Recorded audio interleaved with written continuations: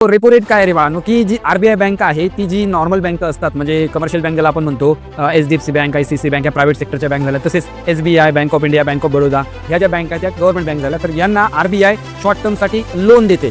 Okay, तर हे loan कुठल्या रेटवरती आरबीआय देते, तर रेपो रेटवरती. ओके, त्याला म्हणतो आपण रेपो रेट. तर रेपो रेट काय झालं, rate at which banks borrow from the RBI. Okay, तो आरबीआय कडून घेईल, borrow from the RBI, RBI कडून घेईल, त्याला काय म्हणायचं, repo rate. Reverse repo rate काय. मग कधी कधी असं होतं की जी आरबीआय आहे ती पण ह्या ज्या कमर्शियल बँका आहेत त्यांच्याकडून लोन घेऊ शकते अदर बँकांकडून शॉर्ट पिरियडसाठी. म्हणजे त्यांच्याकडून जर लोन घेतलं आरबीआयने कुणाकडून, ज्या नॉर्मल बँक्स आहेत, तर त्याला काय म्हणायचं, रिव्हर्स रेपो रेट वरती त्यांनी लोन घेतलेलं आहे. ओके, कुठला रेट असेल तो रिव्हर्स रेपो रेट.